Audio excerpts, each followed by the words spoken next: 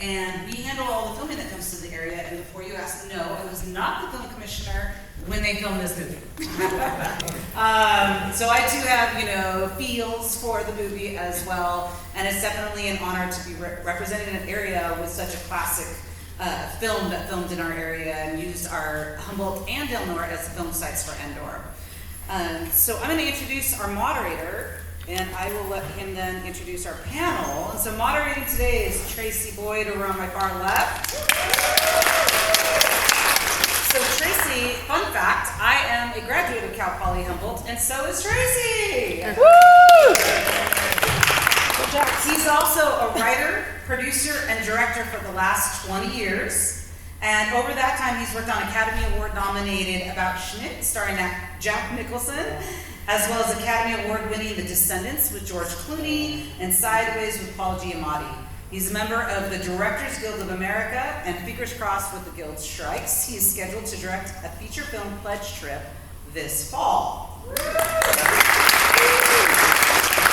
Before Tracy takes it away, I do want to say a huge thank you first to Center Arts for helping us out with this, Cal Poly Humboldt for sponsoring this event, as well as Tiffany Miller, who's in the audience, who's one of my creative producers, who's been amazing. Tracy Boyd is also one of our creative producers, and my whole film commission team. And we couldn't have done it also without the community, both Humboldt and Del Norte counties stepping in and helping us with all the different events. So we hope you have fun for the rest of the weekend, and without further ado, I will hand it over to you. Oh, thank you.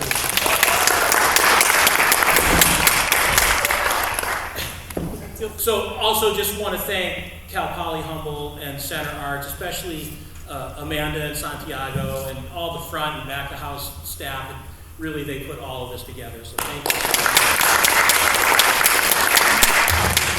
Is that a little better?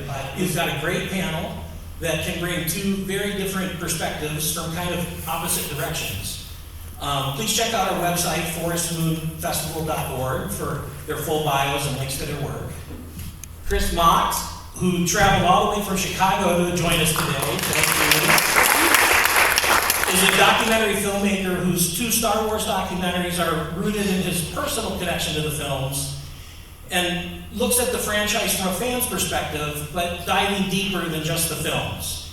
Cris also generously provided us with that footage from his 2nd Star Wars documentary, that The Force Within Us, that you saw at the beginning, of locals that worked on Return of the Jedi.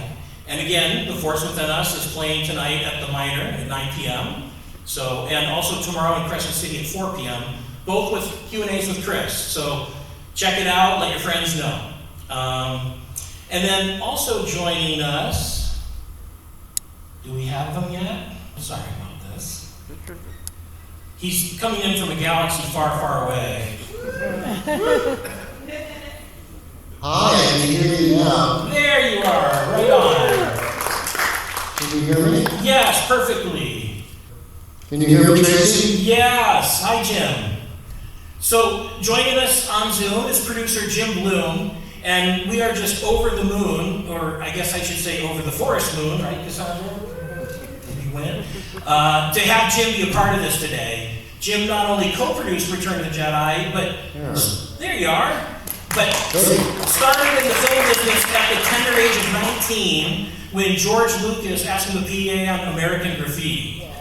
He then came up as an assistant director, then transitioned into producing, and his credits read as a who's who of some of the greatest American film directors of all time, including Francis Ford Coppola, Robert Altman, Sam Peckinpah, Steven Spielberg, the great Hal Ashby, Philip Kaufman, Carol Ballard, Walter Murch, Guillermo del Toro, just to name a few. Wow. And I think it's just so cool that we can get 2 really distinct perspectives here, both from the side of making these films to the effects they have on people and culture as they go out into the world and kind of take on a life of their own. So let's start with Return of the Jedi specifically. Then maybe since our audience today has some young filmmakers and cinephiles, we can open it up a little bit to film and filmmaking in general. And then at the end, maybe we can take some questions from the audience. So let's start with you, Jim. Okay. So this is the 40th anniversary of Return of the Jedi. I'm wondering, has that had you reflecting a little bit on what these films have become over the years? Like, did you and the rest of your crew have a sense of what you were embarking on? And have you done anything special for the anniversary? Special for the anniversary, there was a anniversary celebration last Saturday night at the original ILM. Wow. In San Rafael, and there were close to 400 to 500 people there. Wow. And it was really quite remarkable. I think it was a bit of a post-COVID gathering, because there was an event quite a few years ago. I think there was a Star Wars ILM celebration. Then when Empire celebrated its anniversary, fewer people came because it was really right in the middle of COVID. It was 2020, or actually they delayed it until September, October, and maybe even of 2021, because COVID was like sort of full on at that point. And I didn't attend that one, but it was quite a reunion. Last Saturday night, it was really great. Mostly a lot of ILM people, a lot of post-production sound people, a number of people who worked on the production, both from San Francisco Bay Area and people who came from Los Angeles. And it's like a high school reunion. We had a great time. It's a good thing everybody had name tags on, because it's hard to recognize everyone. 40 years on, and some people look the same, and some people you never recognize. But I think I had a great time. So I really enjoyed it. And obviously, Star Wars had come out already, but when you were making Empire Strikes Back and Return of the Jedi, I mean, could you ever have imagined what it's? Well, we sort of had moving from Star Wars to Empire, the goal on Empire was not just to make a sequel, because the nature of sequels in the movie business was, up until that point, that sequels, you were sort of guaranteed like 60% of what the original did as far as box office interest, etc. But we knew at that point, when we were moving ILM and moving the production, sort of sharing it between London and the United States, that we were really trying to do something different. And the idea was to do something better and greater and more interesting and more exciting. And I really think that we achieved that on Empire. And then when Empire was over, there was a short break before we went on to do Jedi. And I think that all of us who worked on it then, because it was essentially the same crew, except for certain people, different director, different cameraman, different editor, essentially, but still George, in essence. And a number of us who, some people this was going to be their third, and for me, it would be my second. We all knew that we were concluding the trilogy, and that it was important to do that and do that in a great way, and keep that same level of experience and entertainment for the audiences and the fans up at the level that we reached on Empire. We kept raising the bar for ourselves, and particularly at ILM, because the idea there was to continue to do more, bigger, better, more exciting stuff than had been done on Empire, and certainly had been done on Star Wars, because back in the days of analog visual effects, we kept trying to push the envelope further, which I think we did. I mean, you guys just saw the movie. It's like, does it hold up still? We just watched it. It holds up beautifully. Right. It's right. So elegantly shot and tastefully made. Did you see the special edition? Is what you saw? I think so. Yes. Yeah. Yeah. Okay. Yeah. So, Cris, your documentaries are very much about the effect these films have had over the years. You made the first, The Force Among Us, in like 2006, 7? Yes, 2007. And the first Star Wars was released 30 years prior to that, in 1977.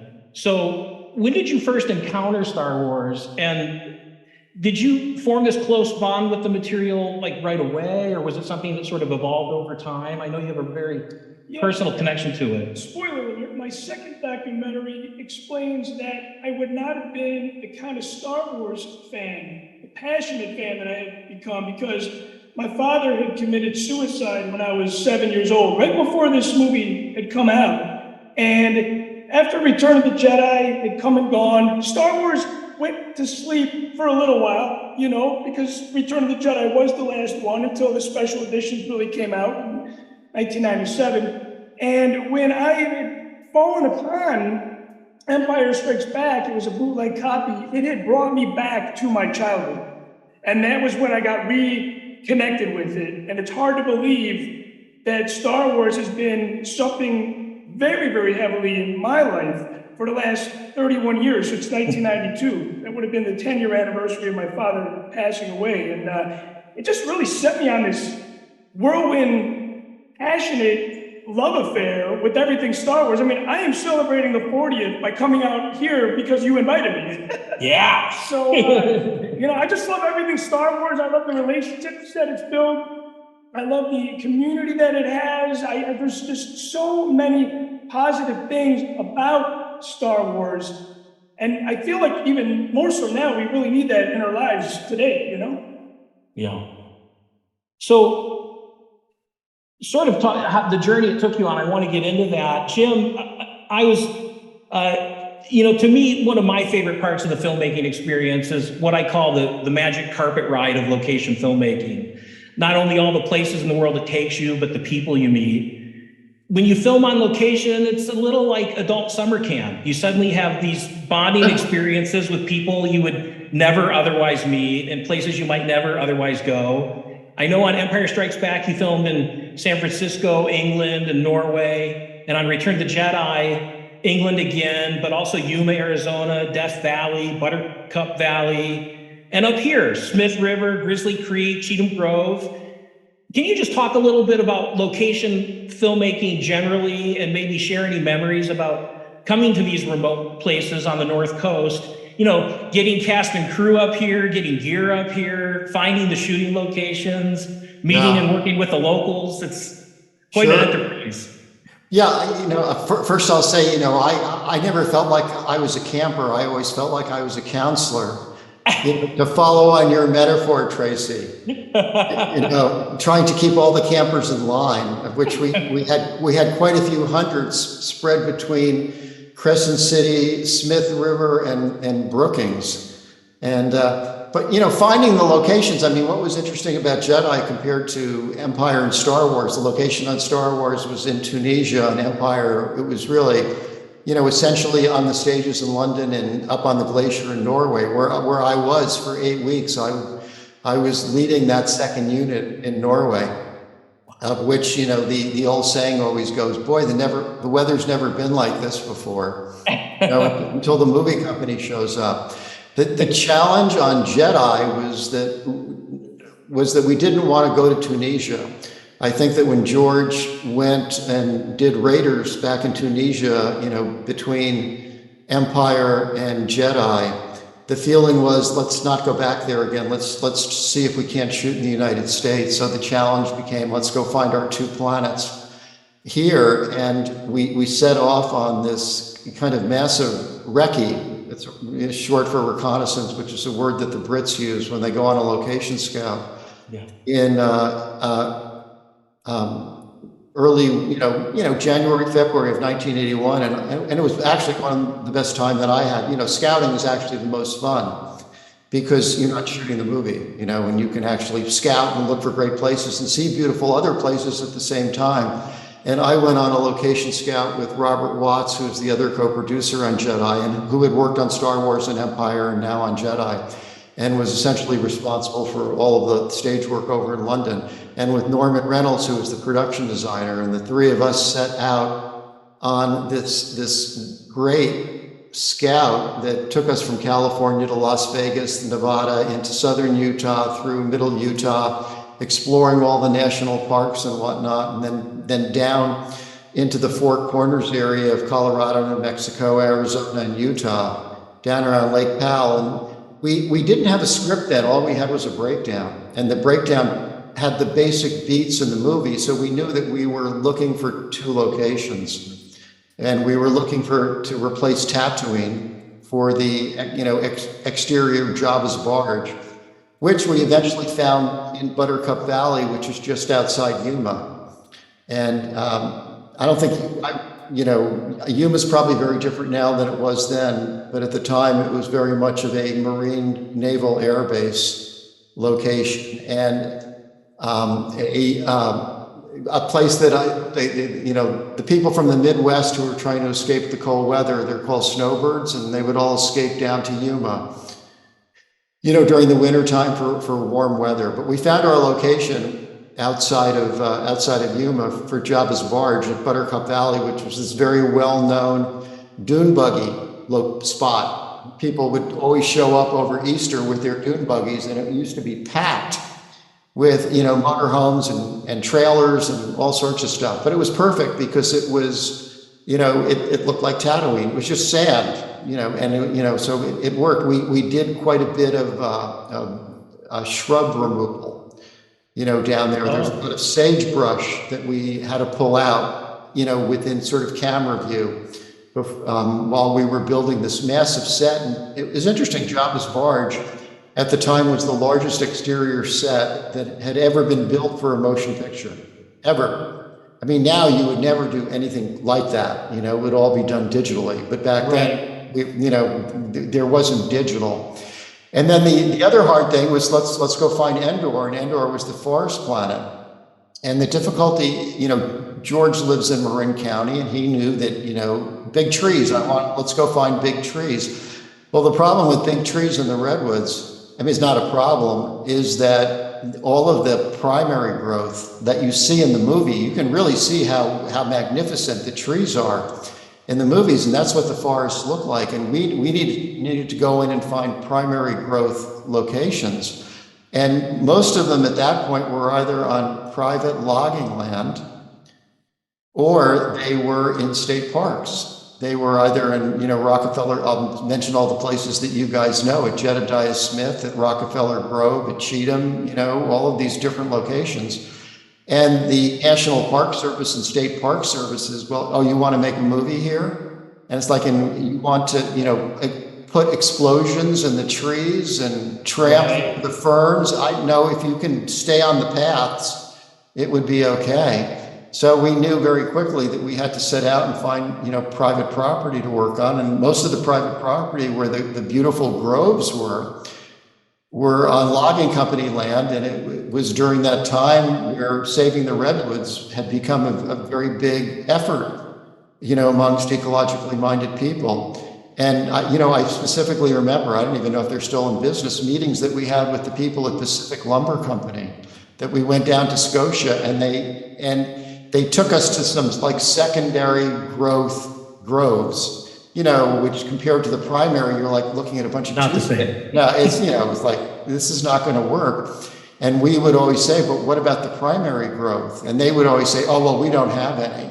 And we knew they were lying. The last thing that they wanted was to expose the locations of these, beautiful, primary groves that they had, that they were just waiting to mill. And so my production supervisor for the Redwood location was a woman named Mickey Herman, and she essentially scouted from Santa Cruz to the Oregon border by helicopter, looking to find a location. And then she finally found one with the help of a local location manager, this fellow named Lenny Fike, who I think you've spoken to recently. And it was I don't know if they're still there anymore, but it was at the Miller Relum Lumber Company, just outside of Crescent City, between Crescent City and Smith River. And I remember the first day that we went there, and we went into this curtain of forest, and it was a curtain because you could see it from 101, but what the people driving up and down 101 didn't see was how it had been completely clear cut on the uphill side of the curtain, just completely devastated. But this curtain, which was maybe about a half mile in width and 5 or 6 miles in length, was like a primeval forest. And we walked into this forest to take a look at it the first time. And we were like sinking down into 4-foot ferns, into these soft beds of, hundreds, if not more, thousands of years that people had never walked on before. And it was just absolutely stunning, just amazing. And we, with the help of this particular lumber company, we found our location. And they were quite happy to let us do whatever we wanted to do, to build roads in, to put paths in, to construct sets, which we did, all of those things. And it was ideal. And we were quite lucky that we had relatively good weather most of the time. We were shooting up there in, I think it was mostly in May, which is probably a good time of year to be up there. Not a lot of rain, not a huge amount of fog before summertime. Although I understand all that's changing now with climate change.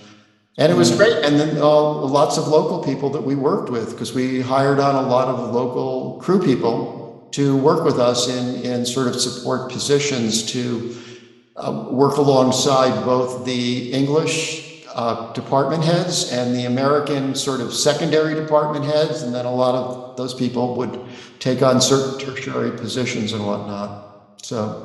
And I think we had every motel booked from Crescent City to Smith River to Brookings. And one of the great things about Brookings is that Brookings is where our entire Ewok group was housed, in the motels in Brookings. And we essentially put together the largest collection of little people since The Wizard of Oz. And they all stayed in Brookings, and that probably fits more to your location camp, type situation, because from that congregation of little people were romances, marriages, all sorts of things. I think it was something that was really wonderful. And I love shooting in the woods. It's just beautiful. It's absolutely beautiful, and it's a great place to make a movie. And then after we left, I think the next company to come up was ET, followed right behind us. And they shot a lot of the wood stuff up there, and then other movies as well. It's like word got out, and it was a wonderful place to be. So. And Cris, in your second documentary, Force Within Us, playing tonight at the Minor, 9 o'clock, you traveled a few of these locations for Return of the Jedi, down south and up here. And so I was wondering, what was it like for you to document these locations? You got some pretty juicy stories from the locals. You saw that the locations actually were here on Earth. And so, as a massive fan, did finding out that behind the scenes stuff and seeing these places, did that break the illusion for you a little bit, or did it actually increase your appreciation for it because you could see the process of it being made? That's a great question. I first went to Tunisia in 2005 and did a very extensive location trip as a band, going to all the original locations and then going to the ones that they used for episode 1. Then I had went to Norway, and I had stayed at the Finch 1222 hotel, where a lot of that stuff was shot right out the back door because the weather was so bad. So I had already been exposed to that. But the thing about, as a fan, being at the site of the filming location, one, you're like, oh my God, it was here. And two, you're looking at it from I guess maybe like a 4-dimensional view. Yeah. You can see the Ewoks coming out of the ferns. You can see the snow speeders going over the glacier in Norway. You just kind of imagine all that, even though that's not there. You feel it because it's Star Wars, and you as a fan, you line up the trees, you line up the rocks, that sort of thing. But of course, a lot of the stuff that you guys shot here years ago, the only thing that's really recognizable is Cheetah Grove. But the one thing that I would say is interviewing everybody and thinking about it. I don't believe out of all the Star Wars films made, this film has the biggest impact on the local area, the local society, right? Because you guys hired a lot of locals here. Tunisia was different, Norway was different, even though there were some locals that worked on that. I think the way that I see it, the way that I understand it, Return of the Jedi filming up here in Northern California has had the biggest impact on the people that worked on the film. And I noticed they're still here. Yeah. They're still here, unless they passed away, of course. Yeah. You would known because you would seek out some of the people that worked on the film. Yeah. But, it's magical to be in the filming locations. It doesn't take it away from me. That's a good question, though. and just makes you kind of imagine everything around you, you know? And I sort of feel like when you really start to know the craft that goes behind it, the work that goes behind it, it actually makes the viewing richer. You feel connected Yeah. to it. You know, like this morning I went to Cheatham Grove, and then when I was watching the speeder bike scene again, you know, you've been there, and it's even more of a part of you, if that can even be possible, because I feel like it's so much of a part of me, and you guys as well. But when you're at the location, you know, yeah, you're connected to it, and especially when you watch it. Like when I got back from Tunisia, Norway, you know, the Probat Rock, or you know, the Lars Homestead out in Tunisia, you're like, oh my gosh, I was just there. And you got just some great interviews with the folks up north in Del Norte that it really, you see it still carries with them, you know, and it really meant something to them, and they had a lot of fun. And I got lucky because I feel like some of them don't want to share any more stories. And I don't know why, but I feel like, you know, as a filmmaker, you know, especially a documentarian, it's all about the interview and what the juiciness of what you get from that. And I'm just very fortunate that they gave me the time of the day when I shot up here 11 years ago.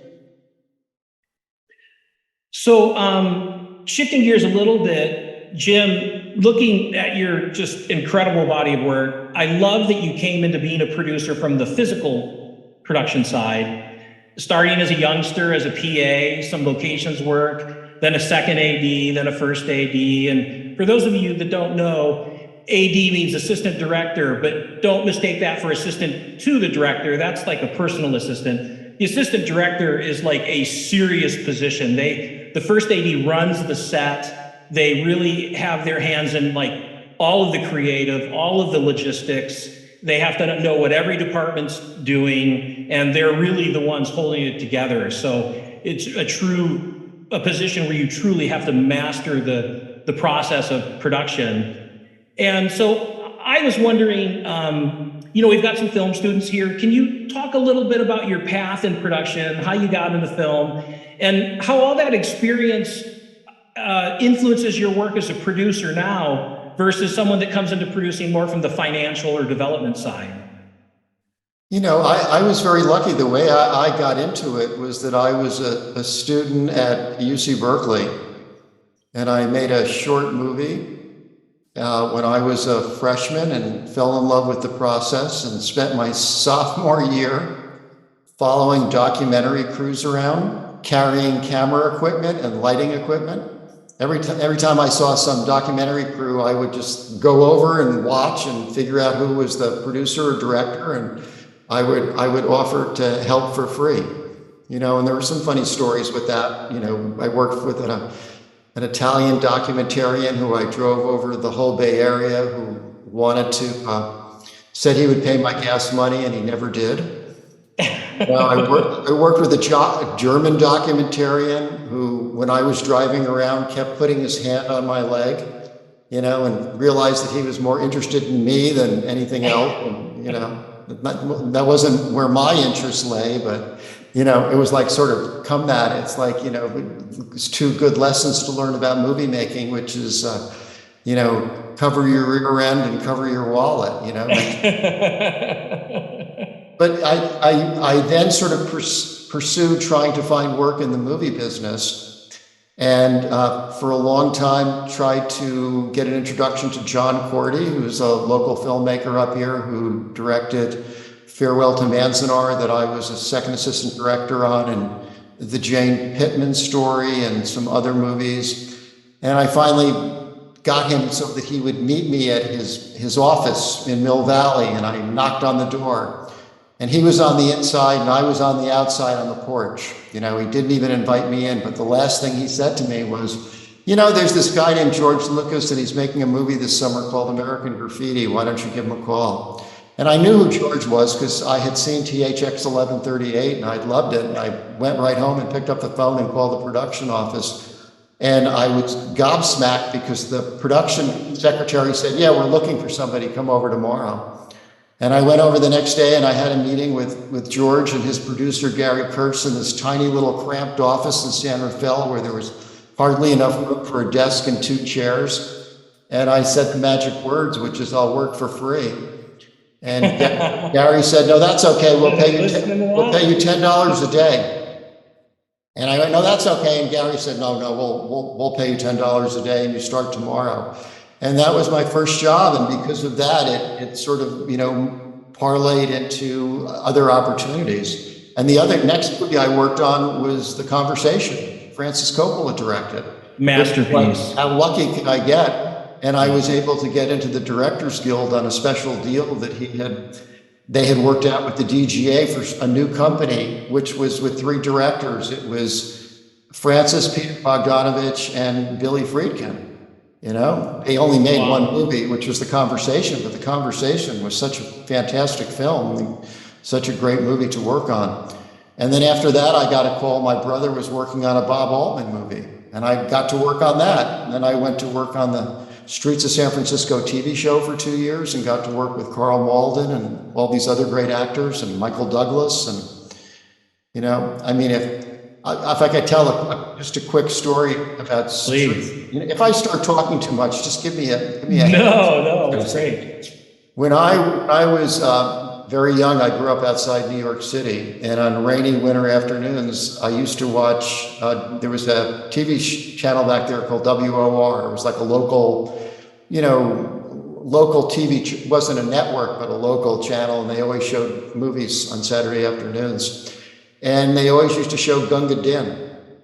And Gunga Din was this wonderful swashbuckling story of the British Army in India in like the late 1890s or early 1900s. And it was with Cary Grant and Victor McLaughlin and Douglas Fairbanks Jr. And George Stevens was the director. And I didn't know about George Stevens, but it was this great movie. And Fairbanks used to do all of these great stunts and gags.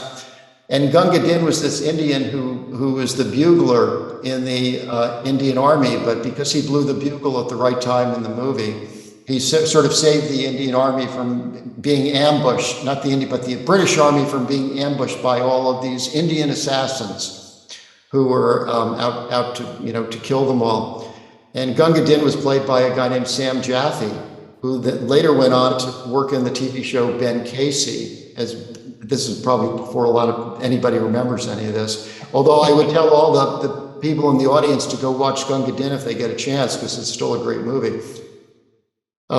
Anyway, Sam Jaffe was Gunga Din, and when I was working on Streets, Sam Jaffe came up as a guest star to work on the movie, and I remember meeting him and just being and telling him how starstruck I was. And he was, sort of flattered to hear it. I mean, the great thing about working with Malden was that Carl was such a great actor that he would often invite women at the time who were slightly elder, 60s, 70s actors from earlier times to come up and take guest star appearances on the TV show. So it was quite remarkable. I got to work with him. I got to work with Ida Lupino, a lot of other great actors and actresses of the time. So anyway, I'm getting sidetracked here. But no, it's great stuff. I guess really the point of it is that even though I worked in the movie, had been working for some time, and I, even to this day, I still get starstruck by certain people who I might meet from time to time. More the older actors who I remember, when I was a kid, who I, like, oh my gosh, I met Henry Fonda once, and that was like, eye-popping for me. And there have been other people like that have been, great experiences. But I got very lucky, and then I worked with Streets. I worked with Hal Ashby. I got a job on Close Encounters. And Steven Spielberg and George were very close, and George came to visit, and I was actually running the set on Close Encounters. And he got to see me work, and a couple other movies went by, and after Star Wars, they called me and asked me to come to work on Empire, which was great because I had kept up with them over the years. It was my first movie, and they were young and they were very nice, and I would often go over and see them and have lunch, and it was quite remarkable. So that production background, as a producer, like I sort of think of a great producer in a way as like a great parent. They keep you honest, they keep you out of trouble, but they also appreciate the creative burden and needs and finding that marriage. So having that background in production must really serve you well. Well, I sort of came up through the ranks to become a producer by being a line producer. And the nice thing about that is that you understand movie making. And, it's not just about deal making and having lunch with stars and agents, and you understand the process. And so you develop a very strong, BS detector. You know your way around a set. You're comfortable. You're not like tripping over cables and lamps. Like, you can tell when certain creative producers who used to be agents or studio executives come on a set, they're not comfortable. They don't feel at home. And I feel completely at home on a movie set. I know exactly what's going on. And not only that, I can look around a whole set and I can know what everybody's doing and who they are and what their job responsibility is. And so that was very important. And it also, gives you the skill set of knowing how to come up with creative solutions. Because you're always being forced when something is, how do we tell the story? What's the shot that we need to tell the story? And you also get a sense in screenwriting between the acts and the beats of what's critical and what's less critical. Which is very helpful when I work with first-time directors, is that I always push them when we were going on to a particular set or location to shoot what's important and do the other stuff later.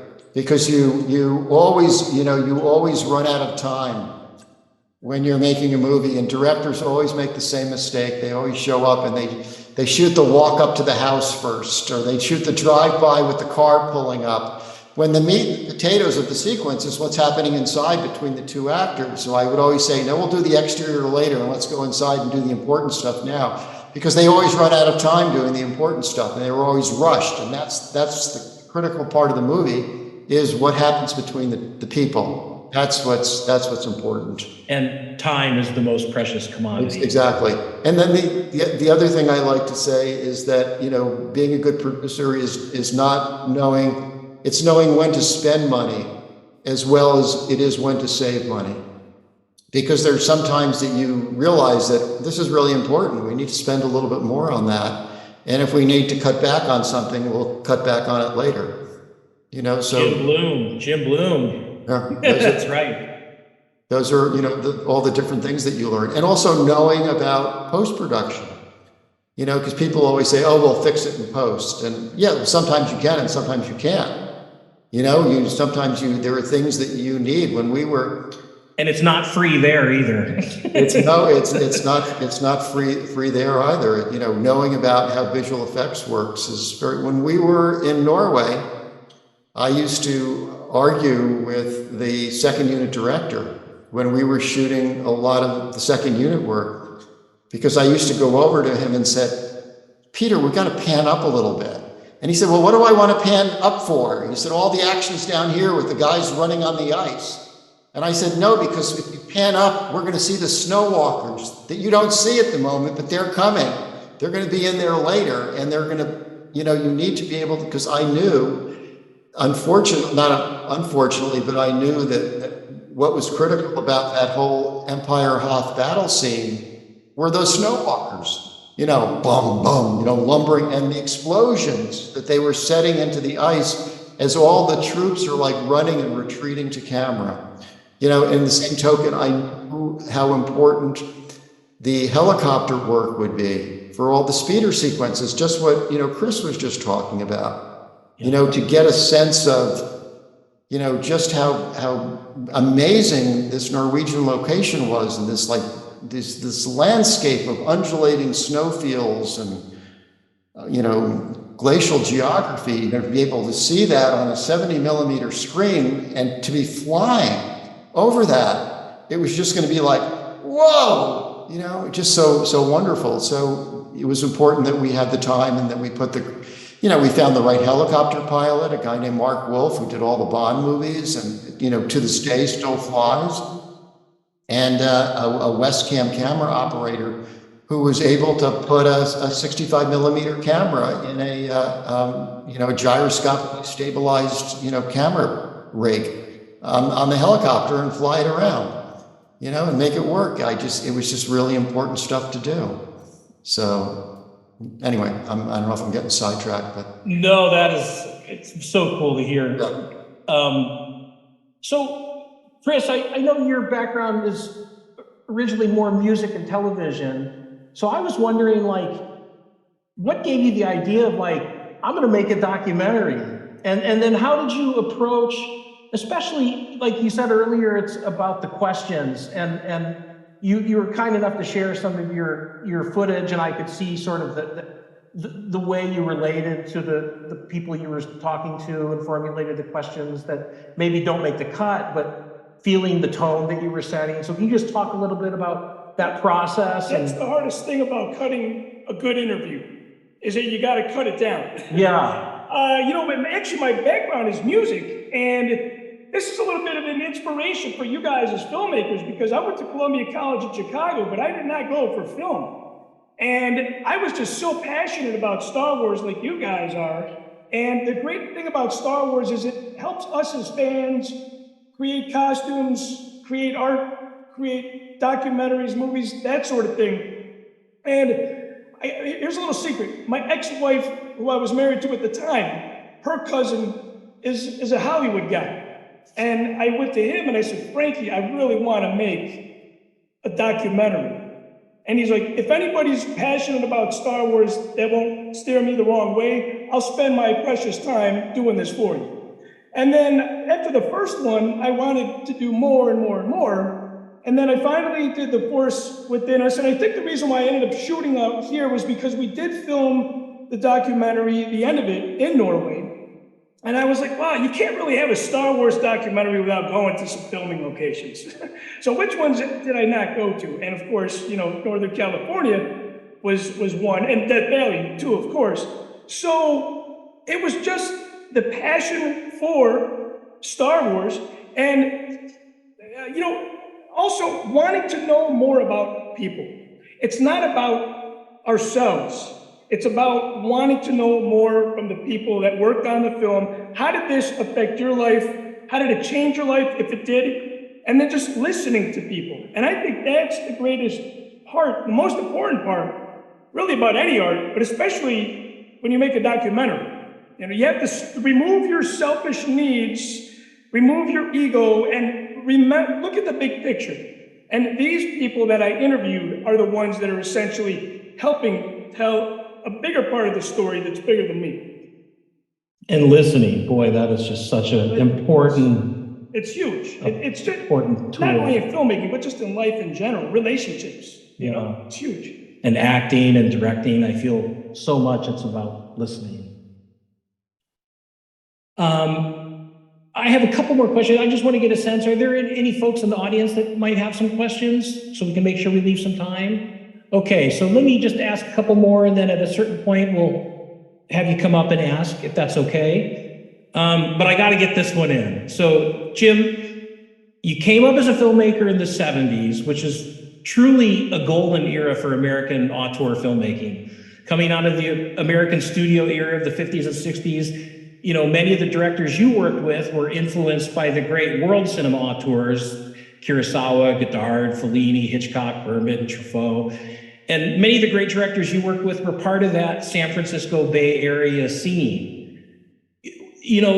What was in the water down there? Could you just talk a little bit about those times? Why was it such a center of gravity? And you talked a little bit about how you found your way through those circles, but just what was inspiring that at that time, do you think?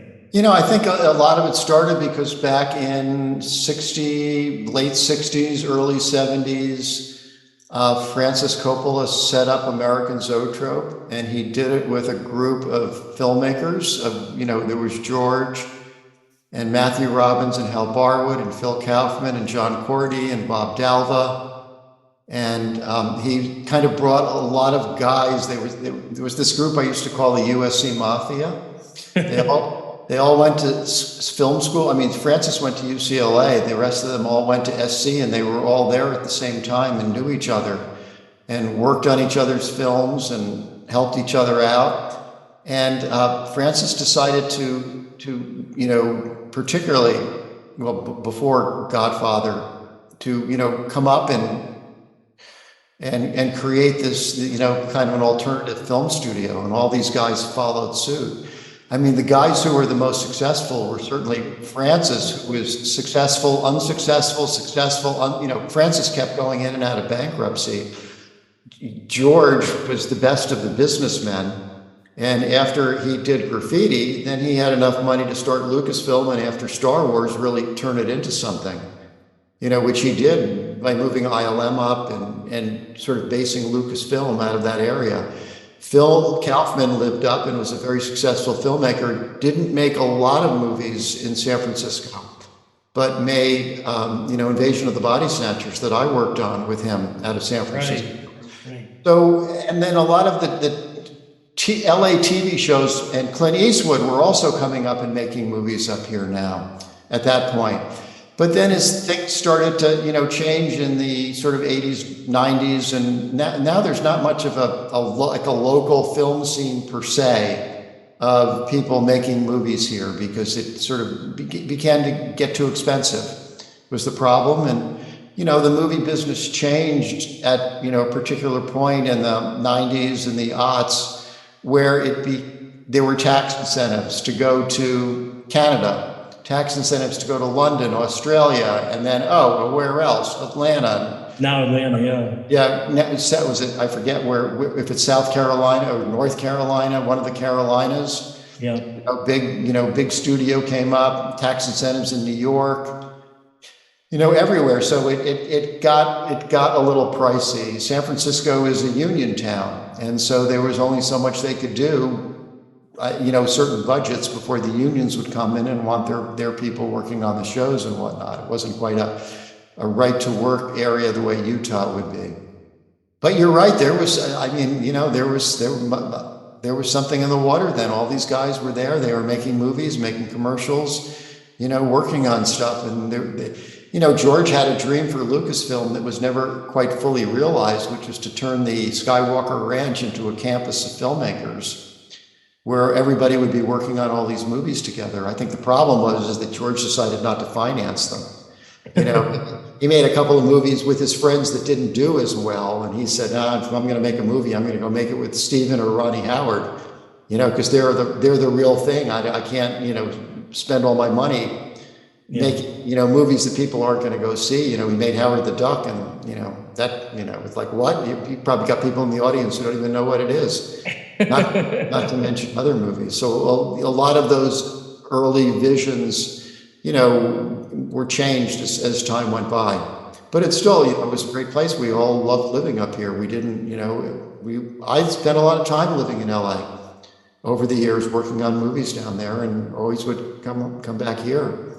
That was kind of one of the first film school generations of filmmakers that were studying film and studying, what was going on in France and court theory and all that. And then just the incredible art scene of the Bay Area, I'm sure.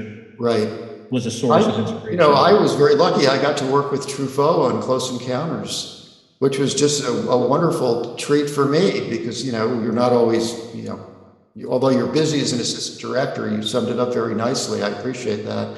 Yeah. But when you get those few minutes off or during lunches, it was always great to sit with Francois and talk about movies. And I was a huge fan of all of his movies. I had seen them all, and they were just wonderful movies. And he's a lovely, there are people in the movie business who aren't nice people, and there are people who are. And Francois happened to be one of those nice people. I've often found that nice people make the best movies. It's the ones who aren't, who keep your distance. Yeah. You have to listen and be nice. What? Remember that. Huh? So how about, before we run out of time, how about any questions? Do you mind coming up and talking into the mic here? I do want to point out, on Disney Plus, there is I believe it's an 8-part series about ILM. Yes. And it's amazing. I highly recommend it. And I'm sitting here watching this for the 3rd time this year. And I don't know if it's because I grew up with it, but I feel like ILM was just so far ahead of their time. 40 years later, Return of the Jedi still has a timeless feel to it. It's amazing. Oh, that's great. Couldn't agree more.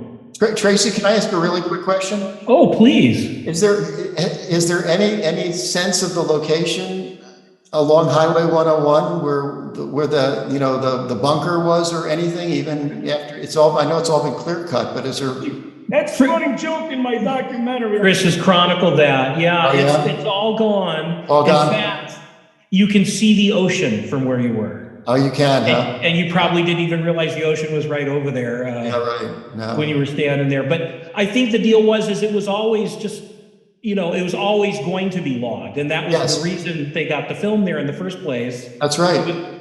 So, yeah, it's no more. And you've got some great interviews where the locals talk about how they can't even find it. They know you go up the road and It's in there somewhere, right? Yeah. it's in there somewhere, but there's some great stories you got about like the bus that would take them, the secret bus, and pick them up at the. It was a mystery, and when you talk to the locals about it, it's just it happened, but it's still a mystery after all these years, But it's not recognizable. After a few questions, we can talk about Blue Harvest a little bit. Yes, and Cheatham Grove though is still gorgeous. Still beautiful. Yeah, Right. still beautiful. South of Eureka, right? Near down towards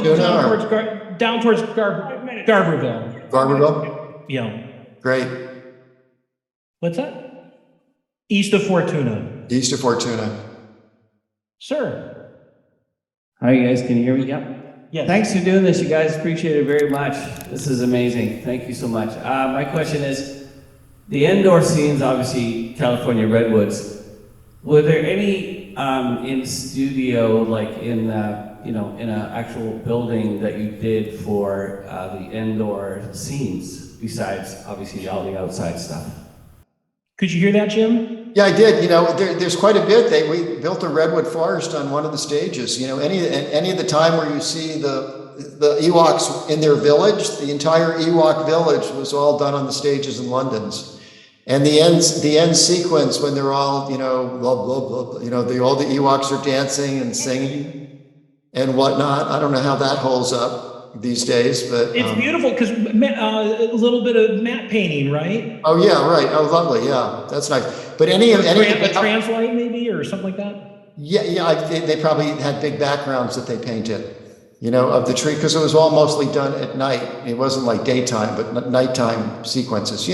Like when C-3PO is a god, and they bring him in on I forget what that's called, carrying him in on the chair and put him down, and they're about to, cook Han and Luke and Chewie for dinner.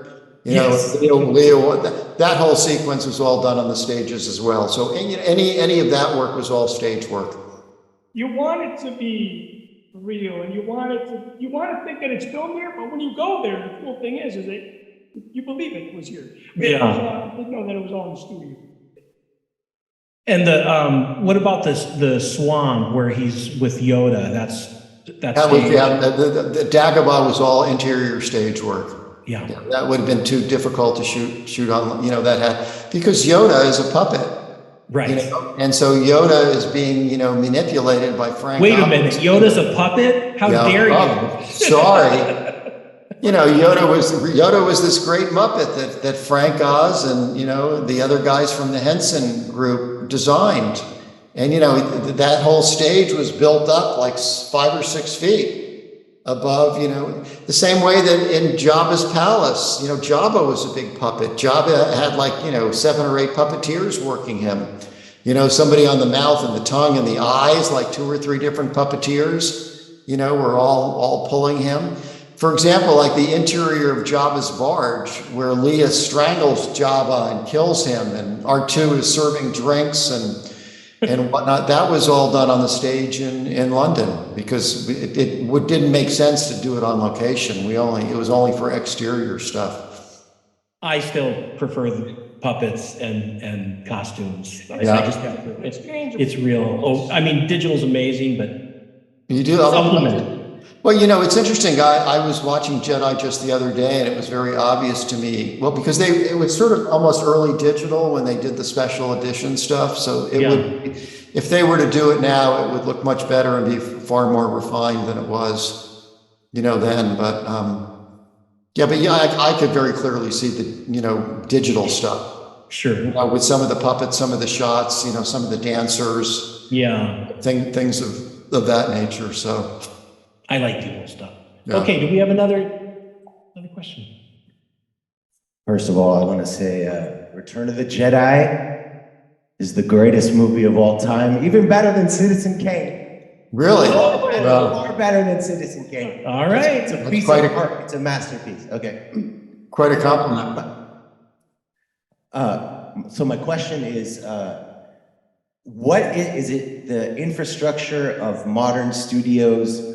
Or is it the immaterial essence of when the original trilogy was filmed and made? But what is it that makes the originals stand out preeminently among all the new series and all the new episodes we have? What is that immaterial quality that you think made the original trilogy just outshine what we're doing now with it, even? That's a great but tough question.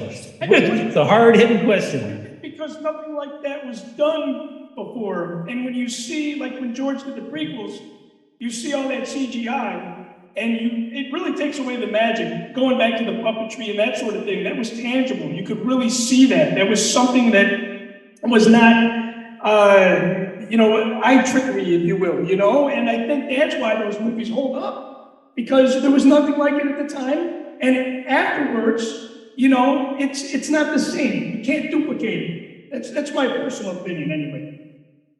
And that was speaking a little bit to the distinction between the digital characters versus the puppetry and the old school methodology. But care to add to that, Jim? Yeah, the first three were done when all the people and the artists who worked on them were very young, lean, and hungry, and sort of full of artistry. And the first one started 74, 77, 78 to 80, and then 80 to 83. And it was a different creative group that was around George, and they were kind of leaner, smaller movies. And then when did episode 1 come out? In 98, 90, I don't know 99. in 99. So there was almost a 20-year gap. And everything had changed, and George didn't have the same creative people around him any longer, per se. I don't know who the creative, I'd have to look at all the credits to know who worked on 1, 2, and 3. 1, 2, and 3 aren't my favorites. I prefer 4, 5, and 6 are my favorite movies. Then I like 7, 8, and 9, and 9A, 9B, or whatever you want to call those other ones. I thought they did a good job. It was a different group. I think that, Empire happens to be my favorite because I think Cris is just a wonderful director. And Jedi, sort of suffered some of the problems that Empire had financially, so changes were made and whatnot. But I think you had a younger, more creative, harder working, Lucasfilm was a smaller business. It was just this core group of people working on these movies. And I think that the creative people who were surrounding George on 1, 2, and 3 were a little bit more, eager to have their opinions heard. Saying, well, we could do this or we could do that, or, what about this or what about that? And, I don't know. It's a funny thing about millionaires. They become very set in their ways after a while. Or billionaires, for that matter. I'd like to try. I don't know. Well, I'll come back and ask you later. But it was a different time, and the stuff was being analog, and people were happy to be pushed, in different directions, and a different group of people really working on the movies and making them. And if I could just humbly add, just from my little perspective, I feel like those first 3 were really, you could hear the autorial voice, and they were so much more connected to sort of the Joseph Campbell power of myth archetype. And there's just a certain grace and elegance to the storytelling. I mean, it really influenced by Kurosawa and Hidden Fortress. If you haven't seen Hidden Fortress, you sort of starts the same way as episode 4. The 2 knucklehead droids heading into trouble. So I think sort of that maybe, dare I say, spiritual element where perhaps as the franchise became such a franchise, there was like this marketing sort of motivation, and I think that definitely affects product. Yeah, absolutely. I feel like the marketing had led it during the prequel era, but the films in the original trilogy, there was a lot of toys and cereal, Kleenex boxes and that sort of thing. Star Wars was everywhere back then as well. Yeah. But I believe that the story always came first. Yeah, it was bonus wheel. It was bonus, yeah. Yeah. Whereas the prequels, it was like, hey, let's make a big commercial to some degree, anyway. Yeah. Well, I would, if you ever talk, George would always say one thing about movie making. He would always say story, story, story. And he believed that, and all of the backgrounds, the creatures, the space, that's just, it's background. What's important is what's happening to the characters who are on the screen. It's following around your three leads, Darth, R2, and, C-3PO. R2 and C-3PO are two wonderful characters unto themselves. Anthony Daniels, just brilliant. The way he brought, and Peter Mayhew, the way he brought Chewbacca to life is just, just remarkable. It's interesting. I think it was, there was a 20-year gap between Jedi and the next movie. And I think that gap had a shows up. It's not quite the same. There are good parts to each of them, but they're they're very different. And, in some respects, I mean, when I think about it, occasionally it's almost like 1, 2, and 3 were kind of like anthropological, historical studies of the Empire, as opposed to what's going on with the characters and whatnot. And such heart in those first 3.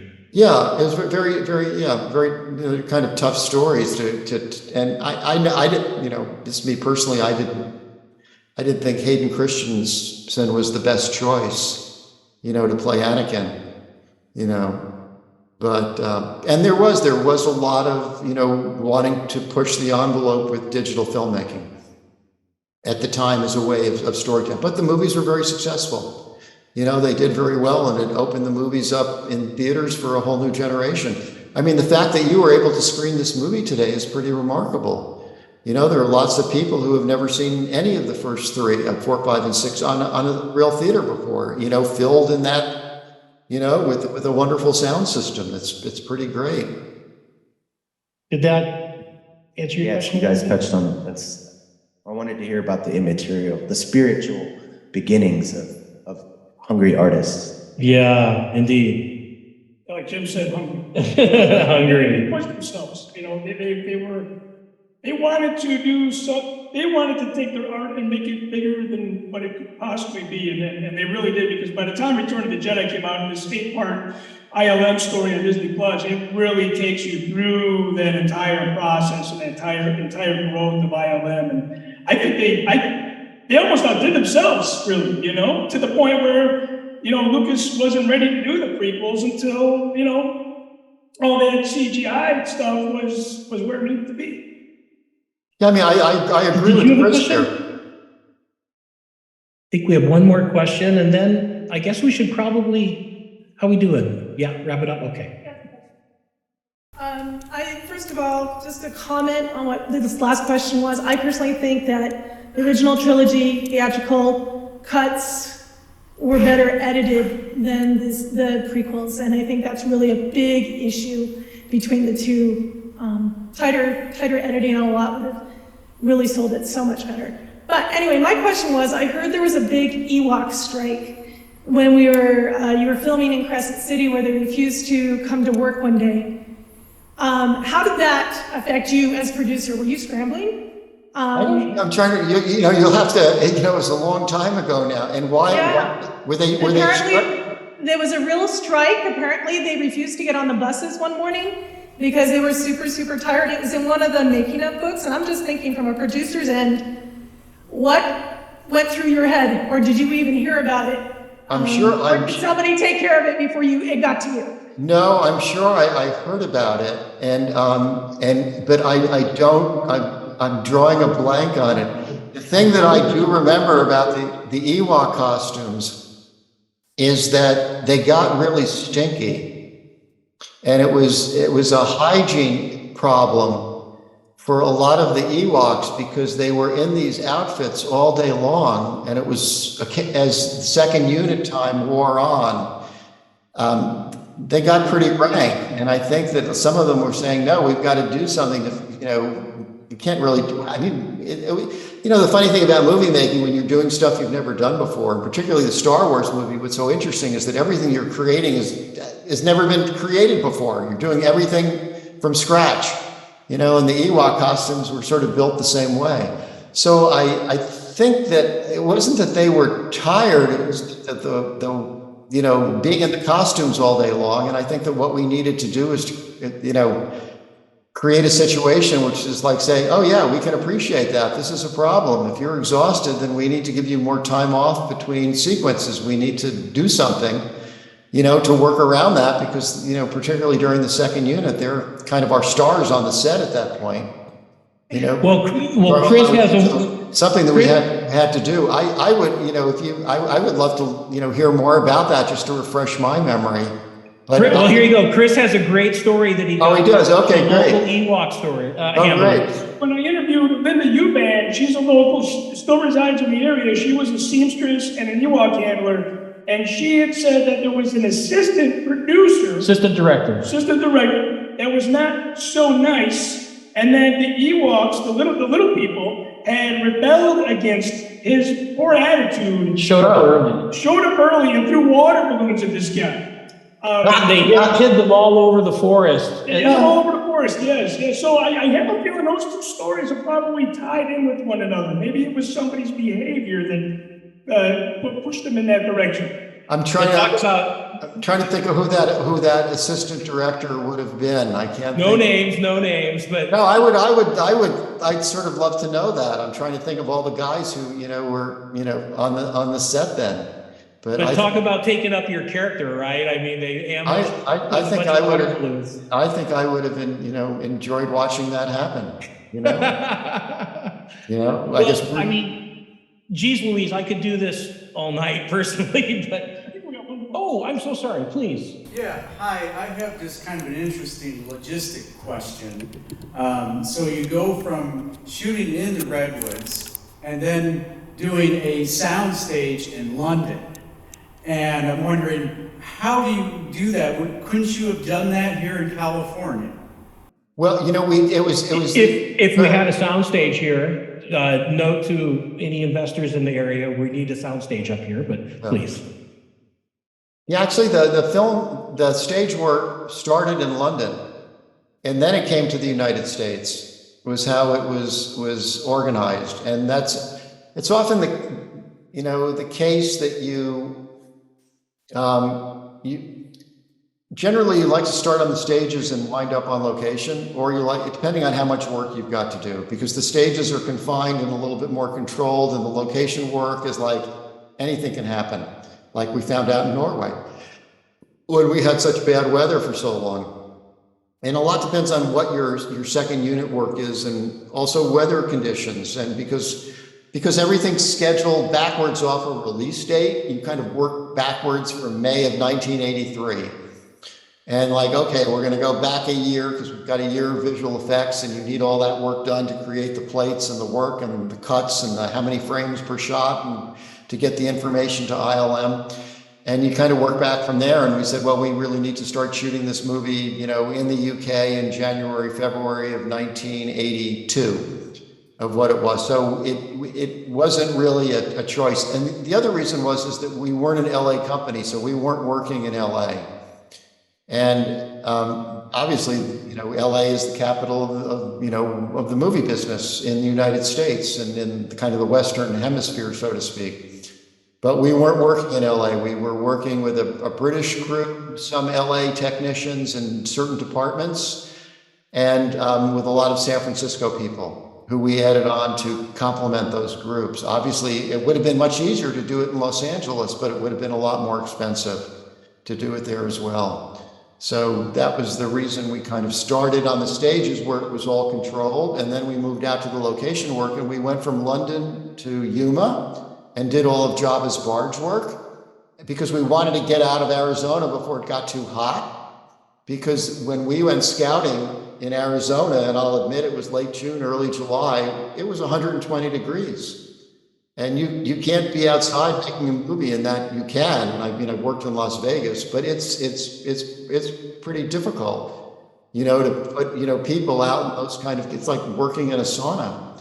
And so from there, and then it was a good time not to be up in the woods because we had longer light, the sun was going down later, and the weather was getting better, and we were getting out of the Northern California rainy season. So these are all of the different things that you start weighing when you decide how to, to plan your movie.